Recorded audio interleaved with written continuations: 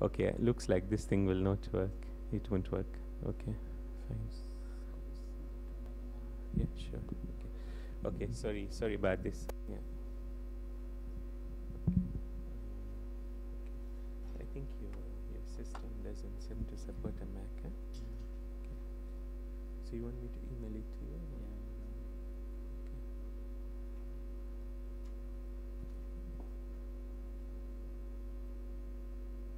What's your email?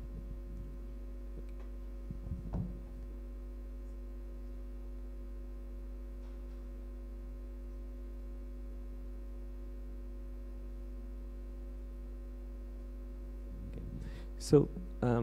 So actually, the first CME that I think we had was at Hurlingham Mosque, and I remember I talked about headaches, so it's kind of déjà vu. We're going back to that.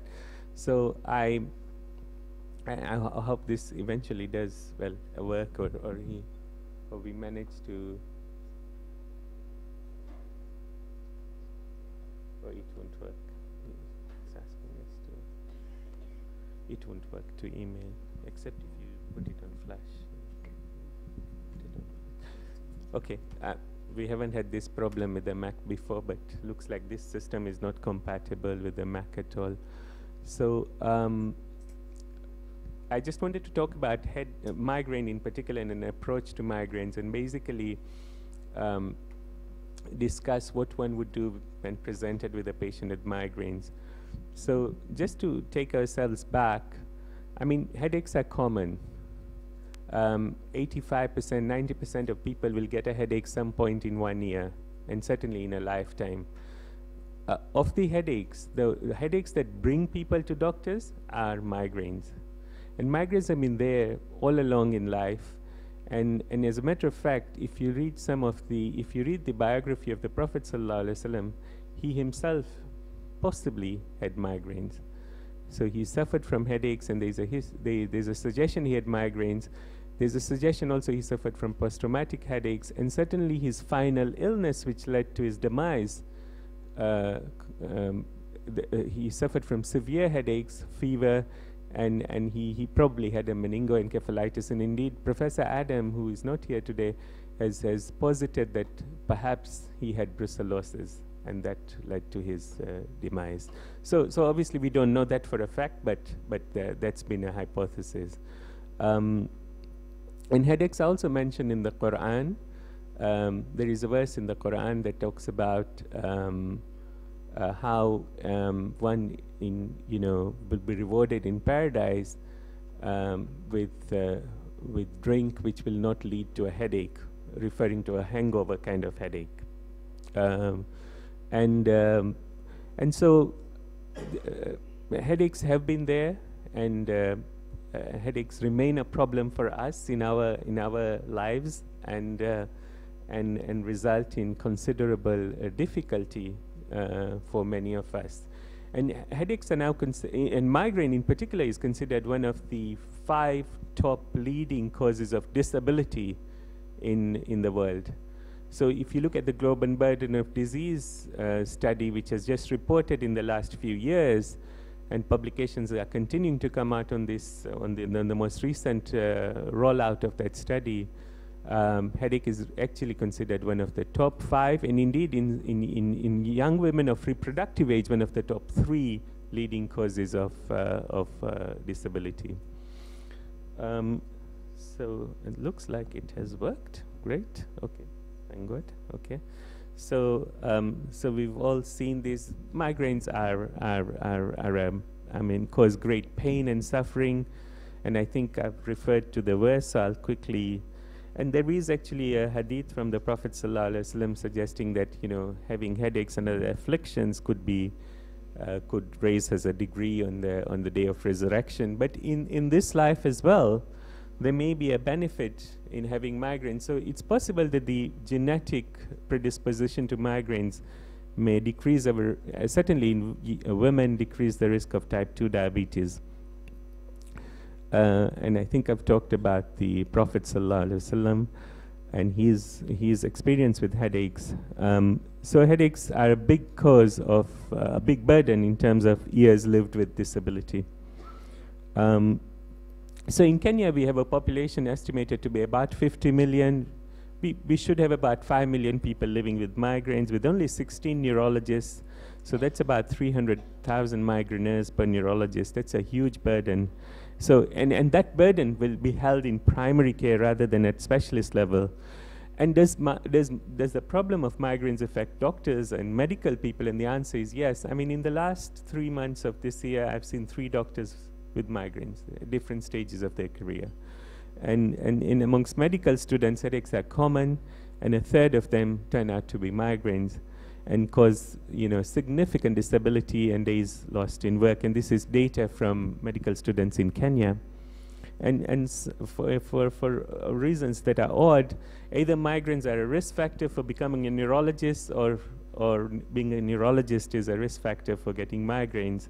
And so migraines are quite common in people who do neurological work.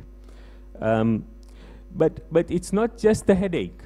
Before the headache comes, people often change their, you know, there may be changes in their emotions, in their personality, in their thinking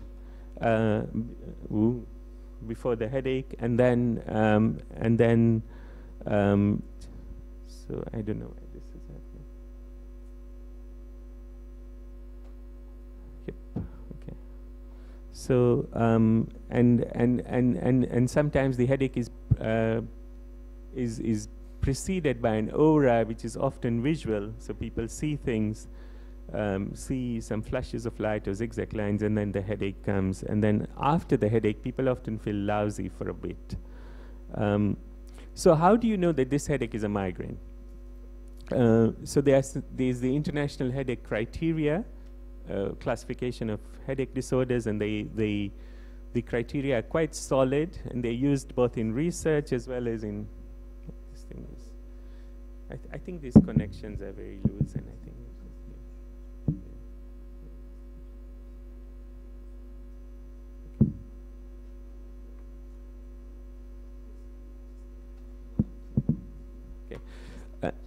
Yeah, and basically what happens is the most important things to remember is this headache bad enough to cause disability? If it is, then it's probably a migraine. And if it's throbbing, it causes it's associated with nausea, and it's often unilateral, then that's often a migraine. Yeah.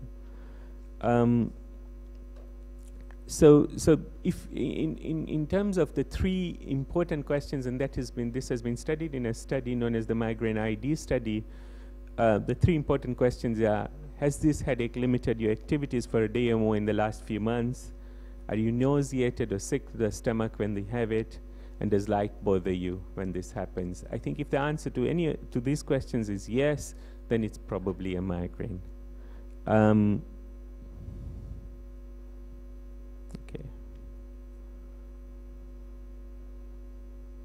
Okay, it's come. Yeah, okay. And then one can quantify the burden of headache by using some tools, but really in practice, you don't even have the time to do that most of the time. So does one need to do any tests for people with migraines? And the answer is, this is one disease you can make a diagnosis of from the history. You need to examine the patient to make sure they don't have something else, but the examination is often normal. And really, you don't need to do any tests, and most people don't need scans. So it's actually a pretty inexpensive disease to make a diagnosis of. So then we come to the crux of the matter. What do we do to help people with migraines? What can we do to help them, to make them better? And so the treatment is divided into acute treatment, what we can do to make the headache go away. Obviously, avoiding triggers is very important, and some people have identifiable triggers. So some people know they'll react to certain types of food, or lack of sleep, irregular meals, lack of fluids. So people often suffer from headaches as a result of dehydration, and then certain aspects of non-pharmacological management, and then finally drugs to prevent the attacks. So we need to be careful in the way we give instructions or advice about how to take medications. So really, there's a stratified care approach to these things. So you can start with simple paracetamol, Going on to combinations like aspirin, acetaminophen or paracetamol, caffeine combinations like what we have in like headaches, non-steroidal anti-inflammatory drugs, aspirin, and eventually to the triptans, which are migraine specific, and then sometimes even combinations of triptans with non-steroidals. Because if we overuse these drugs, then we are in problems, and I'll come to that. And some of the triptans are available in injectable or nasal spray formulations, and we can use them. Dihydroergotamine nasal spray is not here. And we have to thank Mohammed Iftikhar for bringing rizatriptan to Kenya. So thank you. So in mild occasional headaches, I think it's reasonable to use paracetamol or combination analgesics. In people who have moderate headaches, then non-steroidals are an excellent choice, and ibuprofen, even at high dose, like 800 milligrams, is an excellent choice, cheap, and it works.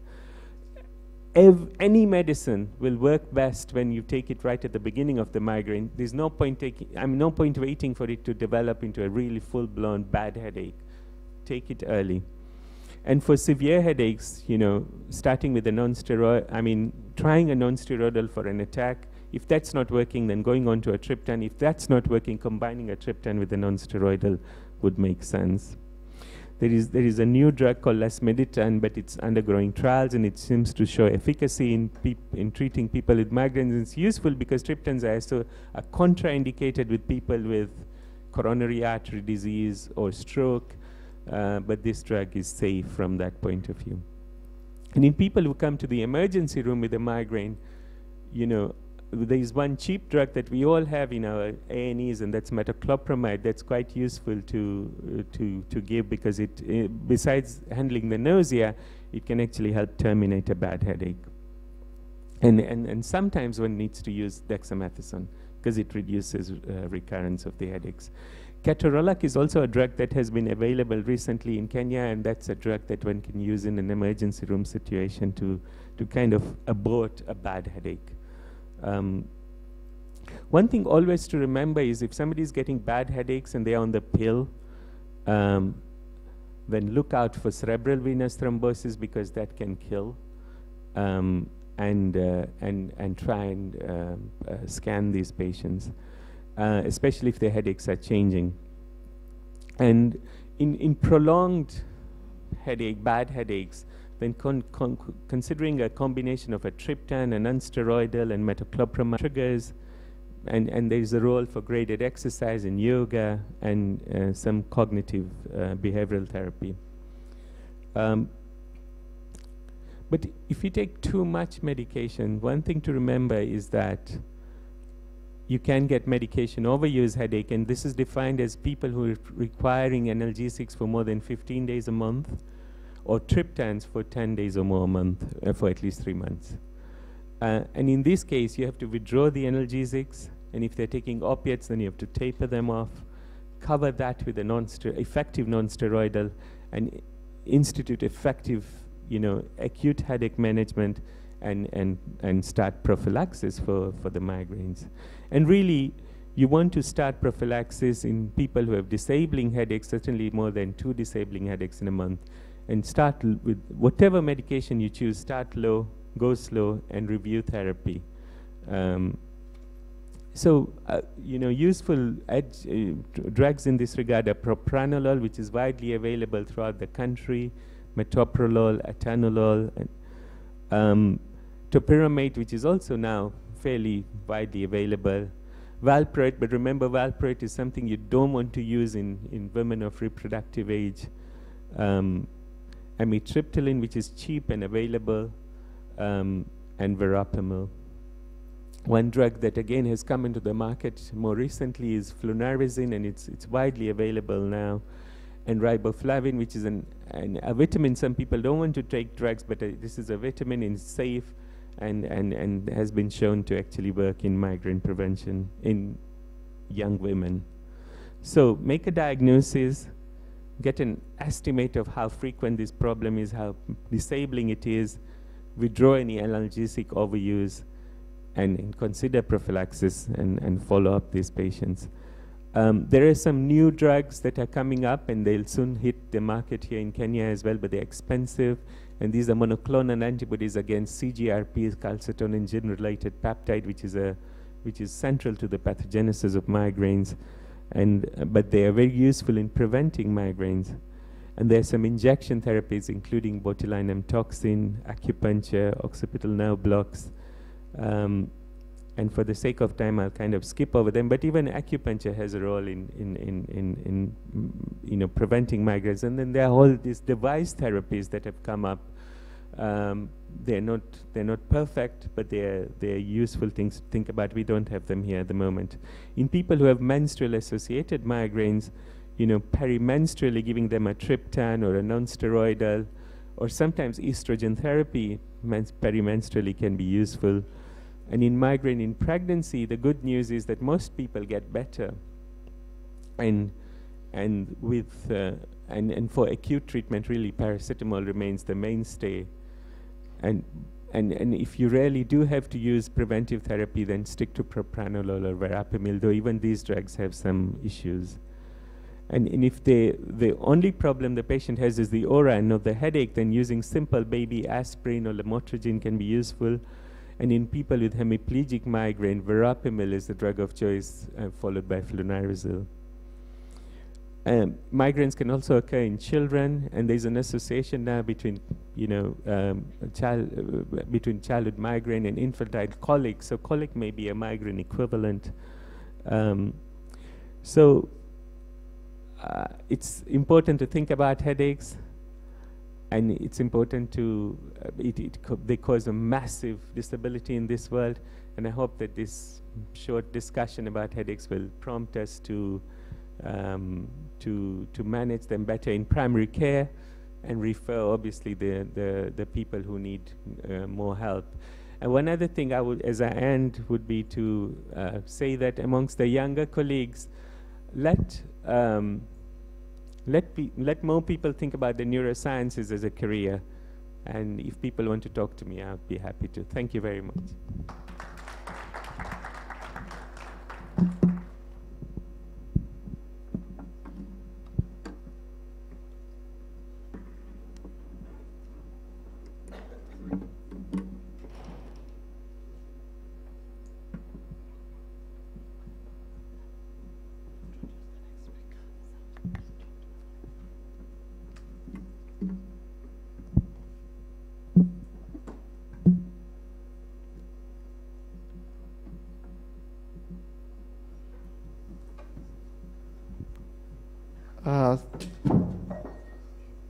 Thank you very much, Dr. Hooker, for that excellent presentation. So next we will go to one very important speaker all the way from Turkey, Dr. Kasim Sezen, the president of World Islamic Health Union. He's a physiotherapist by profession, and he's going to talk about the human miracle. He's going to try as much to present in English, it not being his first language. So please bear with him.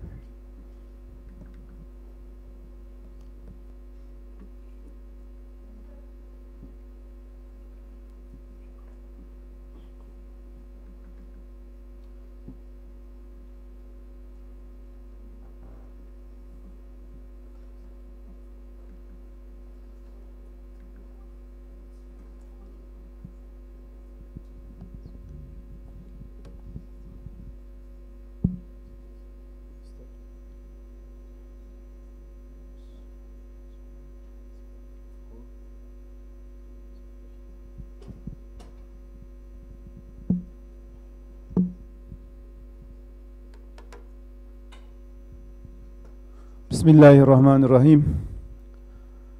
I make the presentation as an example for Zeka of knowledge sharing with all those involved in improving health among Muslims. Medicine is a science of wisdom, yani hikmeh. Medicine should be as close to Allah, we should on a daily basis see his might and inform others about it.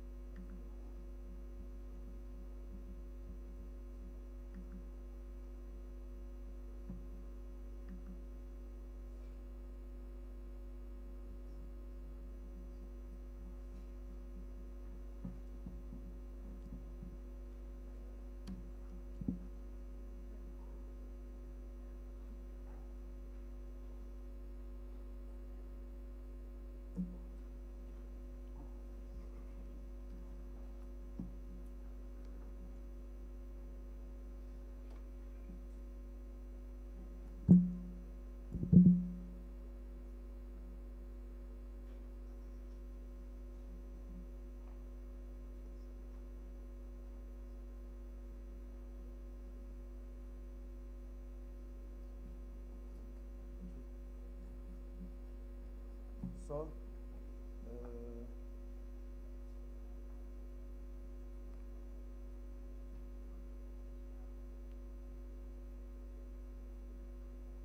problem?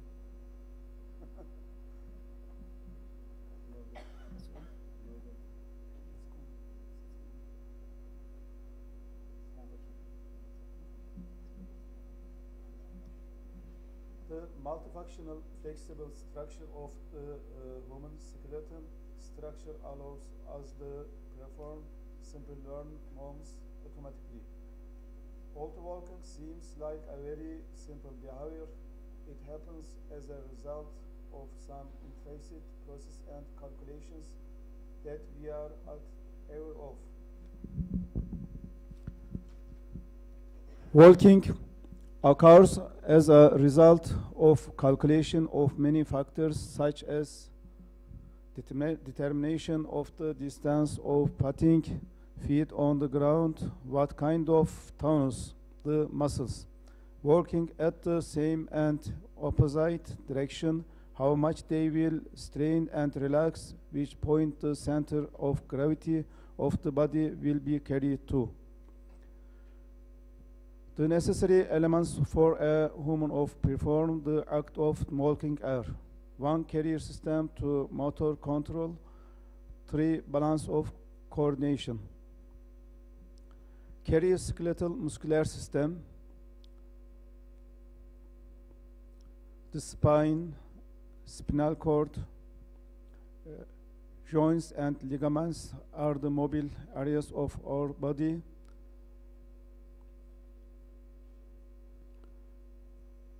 The musculoskeletal system is also needed to move along with skeletal system. There are more than 6 billion muscle fiber motors in human body. These small motors, during walking, 35 muscles work on each leg and about 100 muscles on the whole body. There are 4 objectives in walking: keep balance during standing upright and walking, moving the body throughout muscle strength. 3. Reduction of shock impact when the foot contacts the ground. 4. Moving the spending less energy. Moving, walking cycle, oscillation phase, stepping phase. So, oscillation and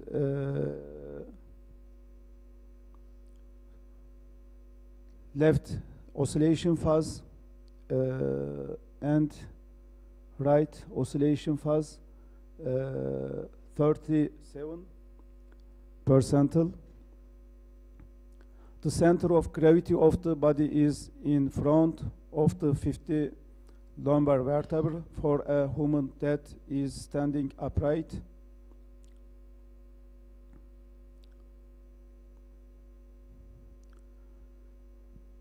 Muscles, iliopsoas, resting and working, resting. Rector femoris, working and resting and working and resting and working. In order to prevent the body from toppling, the balance of the body is ensured by strengthening of the back muscles crosswise to the foot, pressing to ground, and concurrently the muscles of the hips and thighs carry the load of the center of gravity and convey it to the foot, and the arms are shaken parallel to the body. Can you imagine the repeat and balanced course of these processes for a 100-meter runner?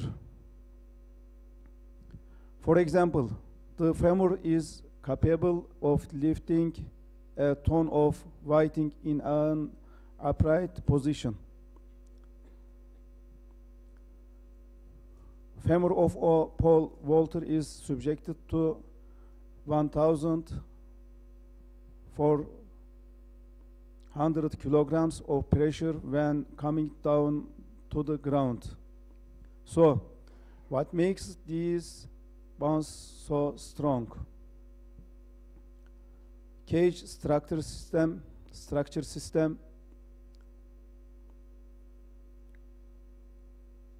system, the dampers, Turkish, other language, amortisör system, car amortisör, bad way, for bad way, huh? Shock absorbers, Turkish amortisör.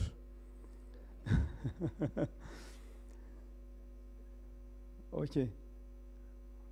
Modern technology has yet to build a knee locking and opening on time. Meniscus, femur and tibia enter balance system. Muscles, lubrication. Lubrication cannot fully prevent wear, but only delays while we are walking or doing other movements. The joints in our body move for a lifetime, still they never require lubrication. Synovial fluid, name. Damage.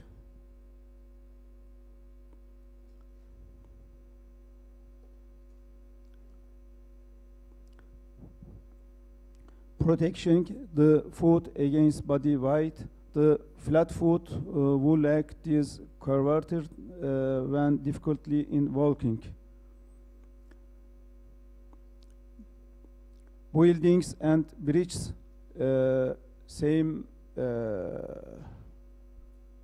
made by humans because they make the structural system durable.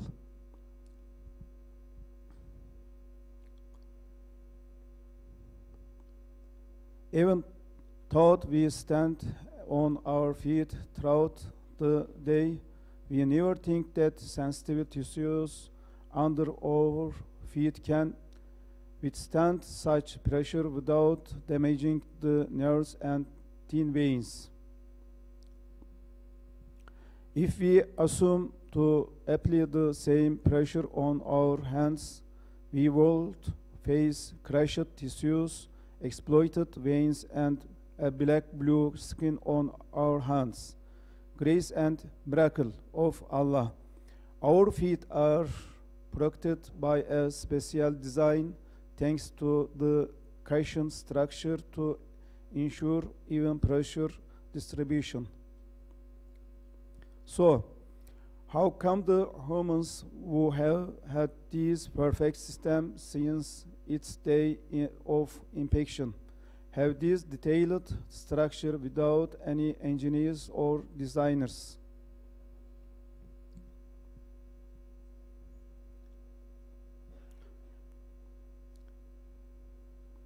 The curved structure of the foot and the lubrication system and caged bone. Of course, the only answer is nothing but the inspiration giving soul skill of design of unique and perfect creator Allah. Presence of the carrier system.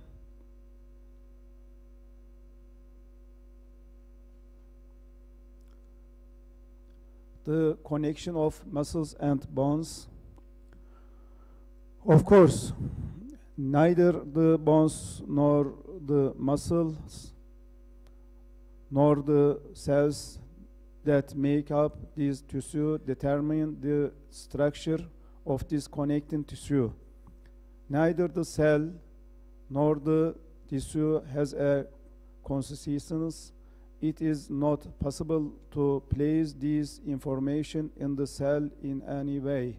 So, there is a power that places the information in the cells and teach them how to behave.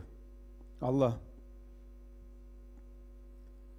About 100 muscles work while walking, the energy consumed during walking.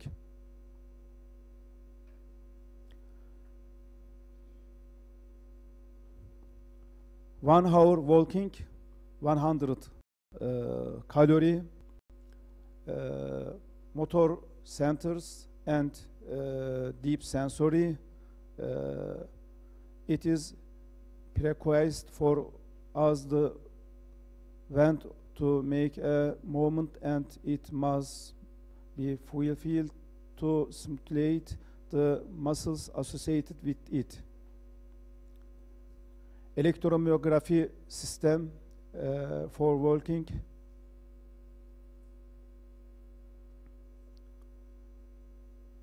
Reflex system.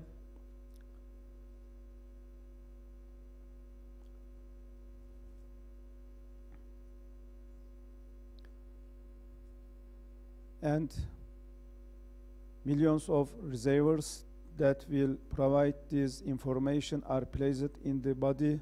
This information comes from the eyes, the balance organ, in the inner ear, the muscles, the joints, and the skin.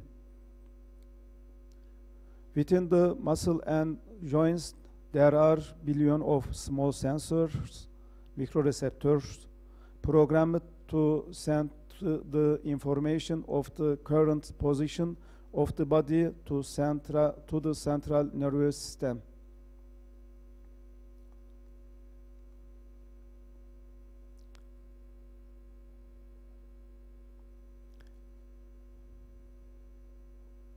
Cerebellum balance system. In the spinal cord, special movement patterns are programmed for all muscular areas. Cerebellum, spinal cord, and brain system. I wonder which computer programmer is doing such a challenging and heavy work. 3. Balance and coordination system. One of the conditions for being able to walk and move is to be balanced. Inner ear, cerebrum, muscles. Three are four systems that provide information about the position of the head and body. One vestibular system in the inner ear, two vision, three deep sensory, four neck. The vestibular system, cochlea, do you know? Cerebellum, dizziness occur, eye. I wonder if the cerebellum is a mathematics professor. Deep sensory muscle fibers, sinews, tension receptors.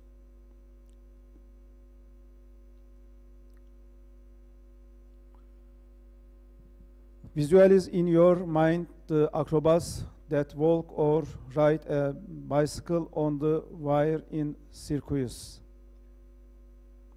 These and similar movements, which require very precise balance and teaming, show how wonderfully the balance system and mobility in the human body are created. Robot scientist Rodney Brooks. This robot by Honda called Asimo. This Asimo.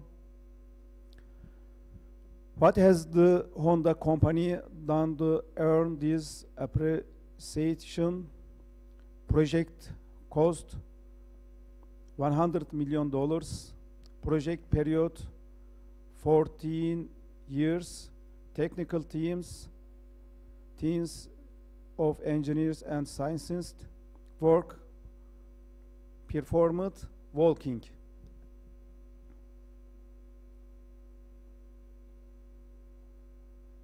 The moments that we repeat hundreds of times each day, such as walking, running, bending, sitting, getting up, shaking arms while walking, show that it is not sufficient, no matter how much we are grateful to the creator of humans. Thank you very much. Asentini sana fi emanillah.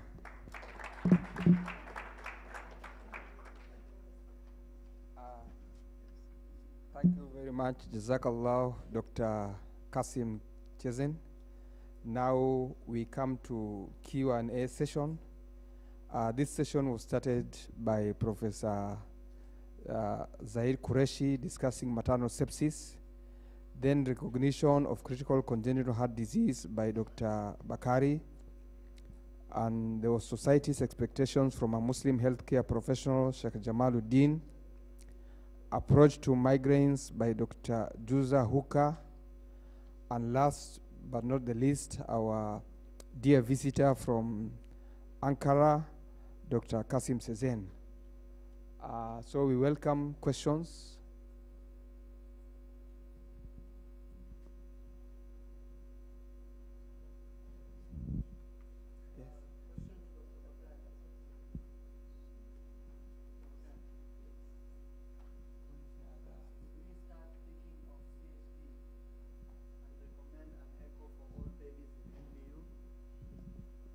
With SpO2 of less, should we start thinking of CHD and recommend an echo for all babies in NBU with SpO2 of less than 90% if the baby is not in any respiratory distress?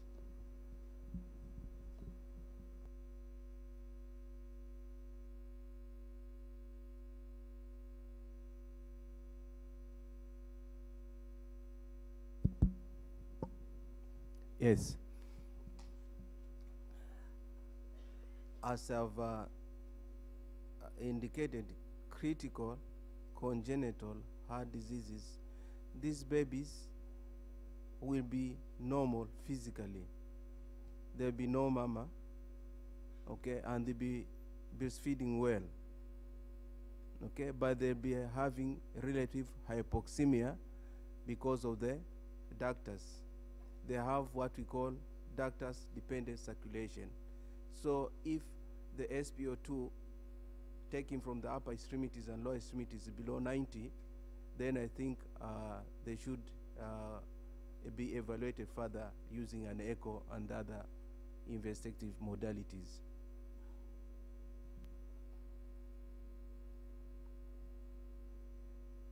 Yes.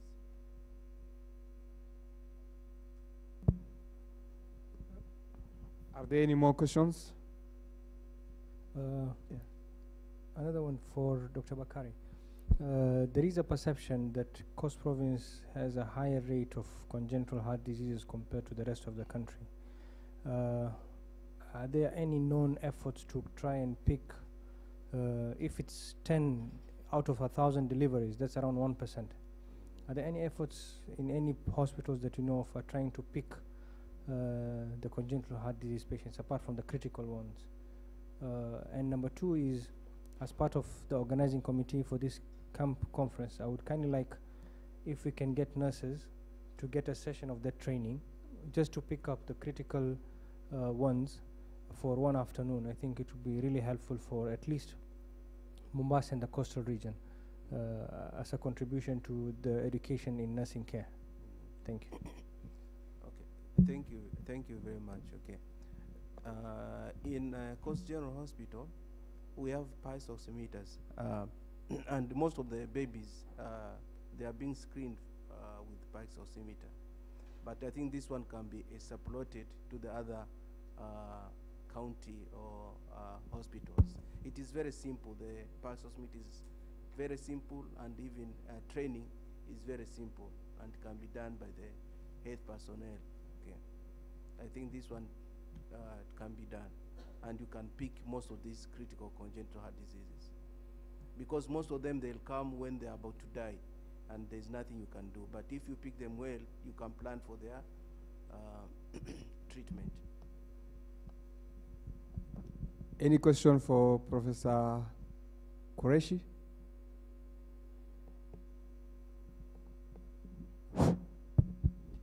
Any question for Dr. Juzar Hoka?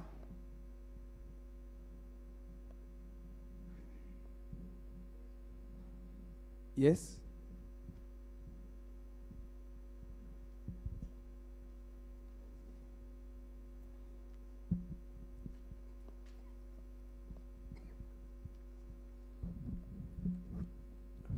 Assalamu alaikum. My question is for Professor Qureshi.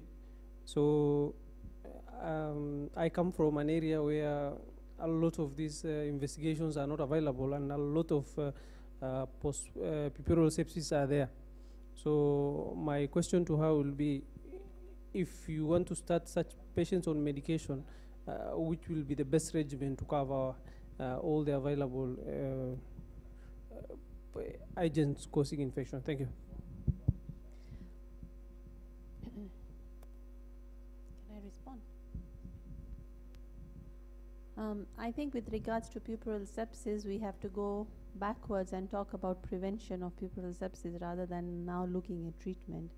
And that's why we are saying we need to do all this infection prevention practices, washing hands, have a safe, clean delivery, and ensure that we do not get to a stage of puerperal sepsis. And of course, if there is puerperal sepsis, then we are not asking for very fancy investigations unless we reach a critical stage. So I do not have a set of recommendations regarding the antibiotics, but these are the regular protocols that exist in most of the guidelines, even the Kenyan obstetric care guidelines. You would, of course, need to give flagyl, you would need to give metronidazole and probably cefuroxime or something similar. but you need to treat it even as you get it with the earliest phase of your sepsis rather than it now going on to the peritonitis and developing into a pelvic abscess. So you need to pick it at the endometritis stage. Yeah, so I'm going to stress again on prevention.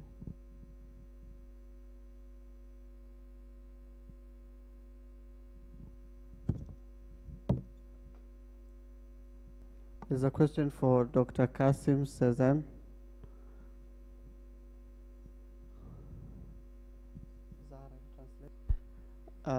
We appreciate the work that WIHU has done with KAMMP, and we would like to see more of these activities. Kindly advise on other ways that KAMMP can collaborate with WIHU in similar activities.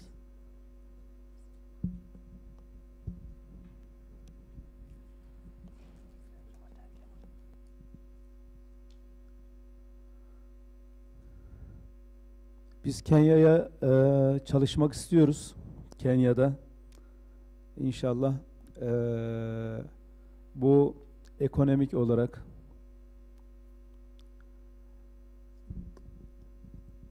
we would like to work with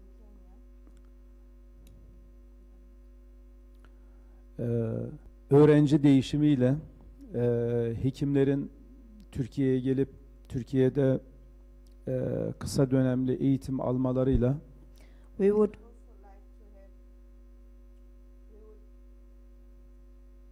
would like to have student changes, also doctor exchange program for a short time.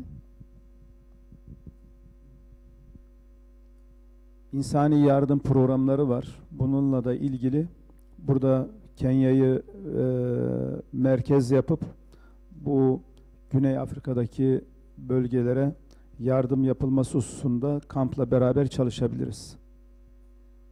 We can work together on humanitarian basis and make Kenya has a central location for all the humanitarian work we can do in southern south of the equator, in Africa, south of the equator.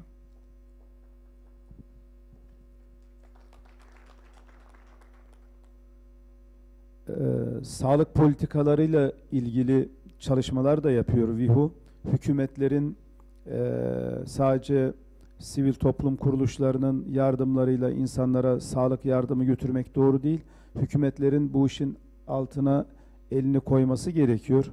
Bu hususta da dün burada sunum yapan Sosyal Güvenlik Kurumu uzmanlarına da teşekkür ediyorum. Kenya bu yola girmiş. Mutlaka KAMMP'ın da bu sigorta şirketini teşvik edici mahiyette çalışması gerekir.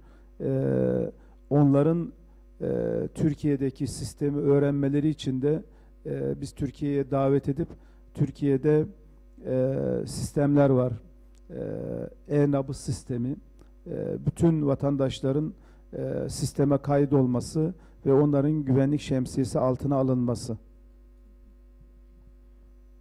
Just working on humanitarian needs is not enough for work for the Muslim organizations. We also need to go and work on the health policies, which will include the governments. In this case, we would like to thank NHIF for the activity they are doing, and we would also request KAMMP to take part in working with these insurance activities. And we would like to thank Sheikh today. He told us about the halal part of this insurance part. So KAMMP should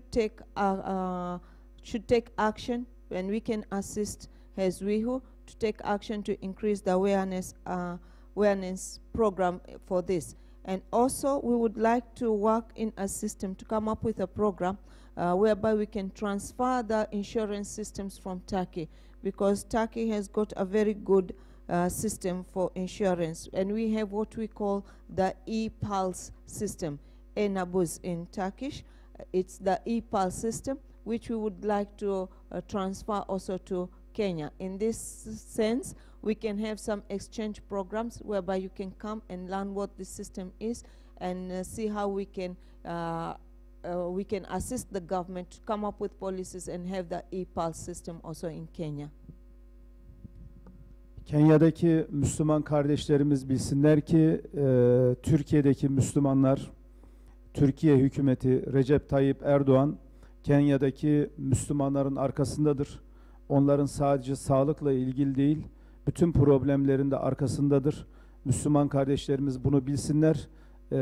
Biz onları çok seviyoruz ve bütün gücümüzle, imkanımızla bütün dünya Müslümanların arkasında Türkiye olarak, İslam alemi olarak durduğumuzu bilesiniz.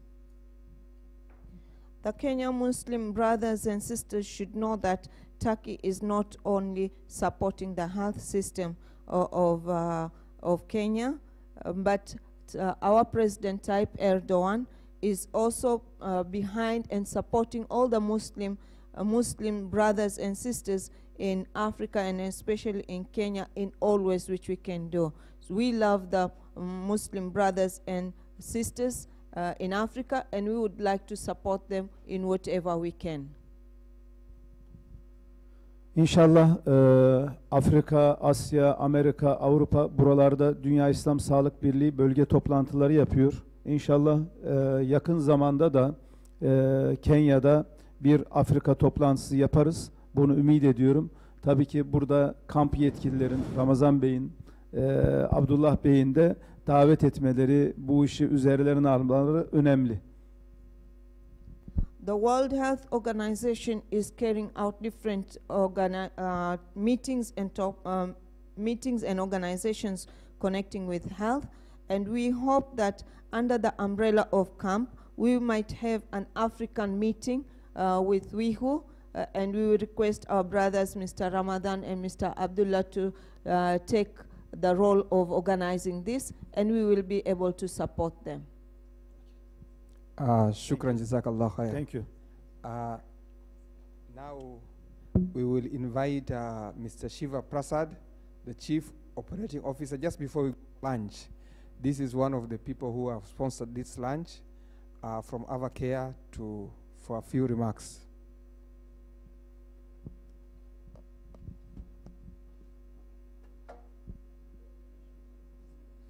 Mr. Shiva, you are just between the audience and lunch, so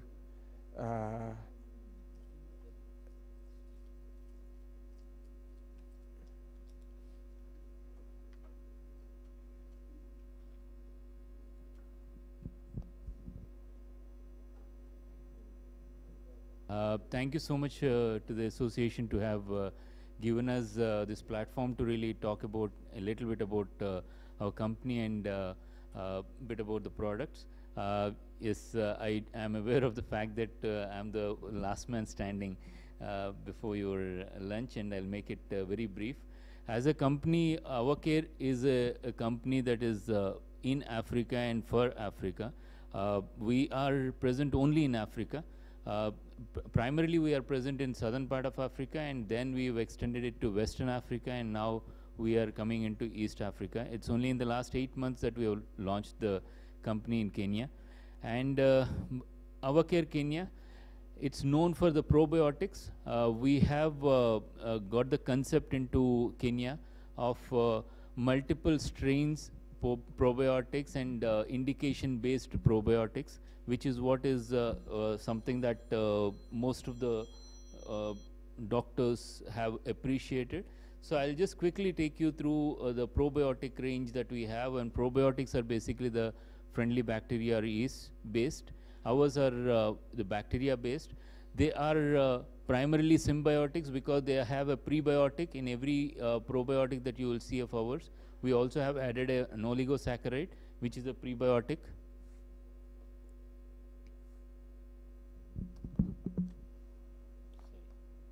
Canada, and they are marketed in entire North America. And Avacare probiotics are basically vegan capsules. They come in, and they are delayed release capsules, which are acid and bile resistant.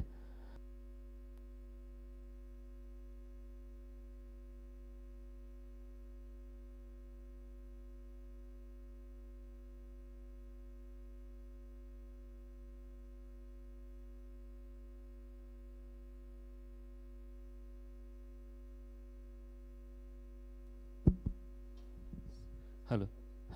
Yeah. First of the products is Advanced Rescue. It's a product where you have the advantage of 10 different strains of bifidobacteria, lactobacillus, and also an oligosaccharide. This is basically helping to get co-prescribed with antibiotics.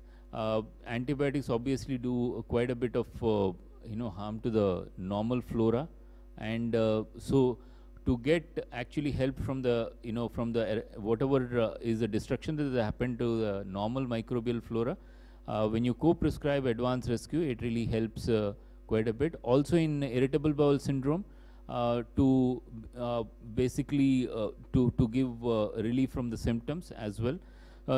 The major indication would probably be the diarrheal symptom. Sorry for a little bit of in diarrhea, whether it is a viral or bacterial. Along with, the only thing that you give in a viral diarrhea, you are basically giving ORS. This could be added on to that. It gives much better relief because it helps in the restoration of the normal microbial flora. And in terms of irritable bowel syndrome, there's always a symptomatic relief that you are really looking at. By giving Advanced Rescue, it really helps in terms of symptomatic relief as well. And also in gastric ulcers and also in gastritis, even where the H. pylori kit is being prescribed, when you co-prescribe Advanced Rescue, it helps in the relief being much faster, and any kind of adverse reactions on GIT also are taken care of. That's Advanced Rescue that we're talking about. And then we have the other product called as Daily Flora Balance. Mostly in bloating, dyspepsia cases, and also in lactose intolerant cases, you can prescribe Daily Flora Balance. The strains that are used in this are 5 different strains are used in this, and CFU in this is 3 billion. The strains that we have chosen in each of our product are basically leading to the benefits in a particular indication that we are talking about. It's not one strain that we have used in every product. So that's about Daily Flora. I'll not really dwell much on that. And then another important product that we have is Flora Restore.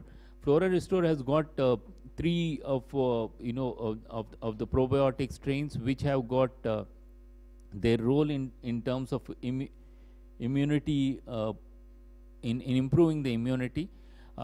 So this we are basically requesting the doctors to really use it in HIV patients where they have the low immunity levels. This gives 1 billion CFU, colony forming units, and HIV, as you know, has a lot to do with the gut, and the replication of HIV basically happens in the gut. So that basically leads to a lot more GI disturbances as well, apart from the side effects that the ARVs have. So that's Flora Restore, and in this we have this Bifidobacterium anamellus and Lactobacillus acidophilus, and also Lactobacillus rhamnosus. All these 3 strains are used, which basically boost the immunity, and they have different roles to play. That's the Flora Restore, and then we have got a product called Femiflora, which is a combination of 5 different lactobacillus strains, which help in terms of maintaining the pH levels. For women with recurrent UTI and also in vulvovaginal candidiasis. It also has got organic cranberry extract and also D-mannose, which helps in terms of controlling the E. coli. So that's Femiflora. So lastly, in terms of the capsules we have is colon care. As the name suggests, colon care is to do with the colon. In the case of ulcerative colitis, are in terms of hemorrhoidal patients with constipation. It also eases the the passing of the stool by making it much more smoother. So from that point of view, the bowel movement is also being helped by usage of colon care. So those are the capsules that we have. We also have a drop which is called Pro Reuteri D. It has got L Reuteri of Lactobacillus reuteri of 200 million, and also vitamin D3 which is 400 IU. That's the product that we have. Mainly, we are really looking at in acute infectious diarrhea and also antibiotic associated diarrhea cases of in pediatrics. We are requesting for usage of Pro-Root D. And it also there is also one more indication that we basically are looking at, which is a colicky pain, where it is established that colicky pain and probiotics have got a direct correlation in terms of usage of probiotics does lead to beneficial effects in the colicky pain. That's why we are requesting for Pro-Root D to be used in colicky pain. Vitamin D3 is an add-on. It has got no direct correlation with the probiotic usage or its bioavailability or its action, but it's an add-on because we see a lot of cases being reported these days in the infants with vitamin D3 deficiency. So 400 IU of vitamin D3 has been added on to it. We request for 0.5 ml once daily to be used. It's a 15 ml bottle. That's the Pro-Root D that we are talking about. So basically these are the 6 probiotics that we have: Daily Flora and Advanced Rescue, Flora Restore, Femiflora and Colon Care, and also Pro-Root D. Just to touch upon a couple of other products that we have, Lefloxacin is our brand of levofloxacin. Then we have Zinaxime, which is a cefuroxime tablets. We are also going to be introducing by next week palatable syrupy form of 125 milligram as well. Then we have got an isomeprazole which is called Isopra with 20 milligram and 40 milligram. Then we have got Olimag for people who need a magnesium supplementation. For them, Olimag it's a sachet form. It comes in a granule which can be mouth dissolving, or it can be put in a glass of water and can be drunk. And then we have Magan, which is an anti-fatigue preparation.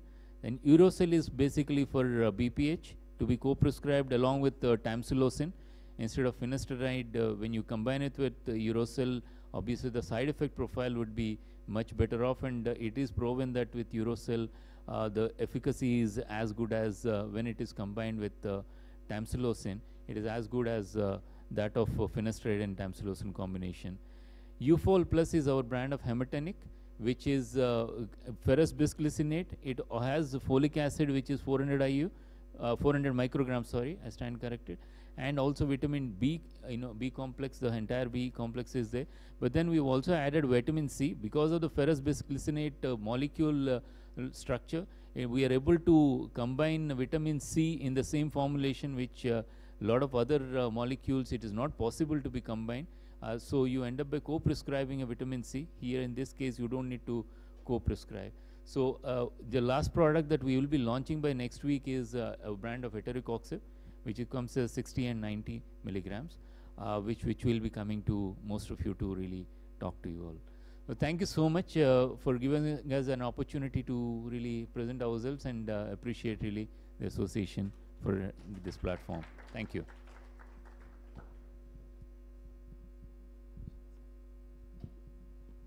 Thank you very much. I take this opportunity to thank all the presenters and also for the patience we have, though we have extended our time.